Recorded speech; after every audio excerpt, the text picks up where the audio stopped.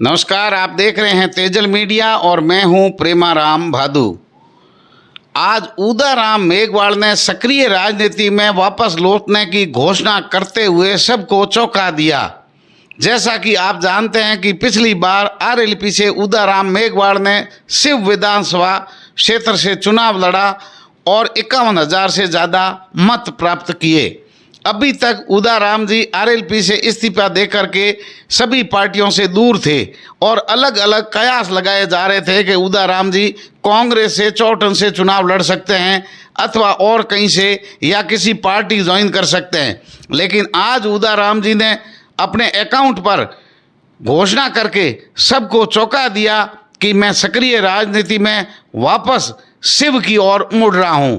लेकिन उदाराम जी ने स्पष्ट कहा कि अभी तक राजपूत समाज और मुस्लिम समाज ही शिव विधानसभा क्षेत्र से प्रत्याशी रहे हैं और जीते हैं और उस क्षेत्र का प्रतिनिधित्व किया है।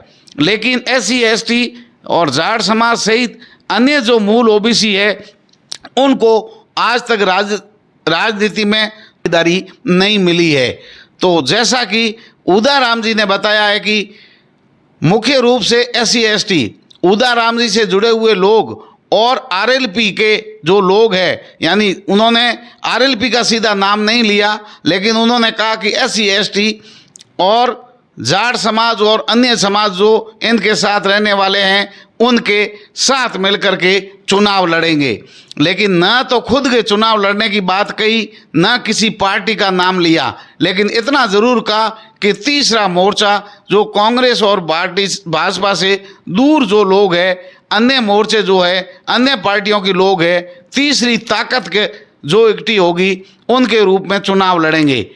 जैसा कि हमारे तेजल मीडिया का मानना है कि उदाराम जी स्वयं चुनाव नहीं लड़ करके चंद्र प्रकाश जौनी को चुनाव लड़वा सकते हैं अथवा रविंदर सिंह भाटी की जैसे कयास लगा रहे हैं कि भाजपा में ज्वाइनिंग कर रहे थे या भाजपा की ओर जा रहे थे, तो रविंदर सिंह भाटी का क्या स्टैंड रहता है। लेकिन मूल रूप से जैसा कि हमने पहले विश्लेषण किया कि उदाराम और चंद्र प्रकाश जानी की जो प्रधान प्रतिनिधि की जो जोड़ी है और पूर्व प्रधान उदाराम, दोनों की जो जोड़ी है खासी राजनीतिक पहचान रखती है और खासी लोकप्रिय हैं शिव विधानसभा क्षेत्र में। पिछले लंबे समय से दोनों एक साथ सामाजिक और राजनीतिक गलियारों में चर्चा का विषय बने हुए हैं।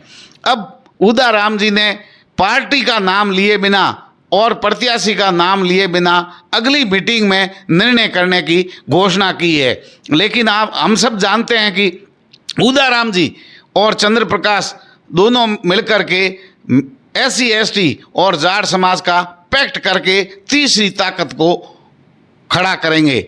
लेकिन ये भी कयास लगाए जा रहे हैं कि आरएलपी के पूर्व नेता रहे हैं उदाराम जी और चंद्र प्रकाश जानी आरएलपी के नेताओं के संपर्क में हैं, इसलिए संभव है कि दोनों मिलकर के चंद्र प्रकाश जानी को आरएलपी के बैनर तले शिव से चुनाव लड़वा सकते हैं।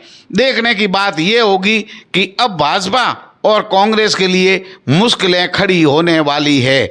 जैसा कि कयास लगा रहा था कि उदाराम मेघवाल को कांग्रेस में लाकर के SC ST मूल रूप से मेघवाल समाज के वोटों को साधने का कांग्रेस काम करेगी और बायतू बाड़मेर और चौटन के अंदर उदाराम जी का खासा प्रभाव माना जाता है। लेकिन राजनीतिक पंडितों की जो गणित थी वो उल्टी पड़ गई और आज उदाराम जी ने शिव से चुनाव लड़वाने की घोषणा कर दी।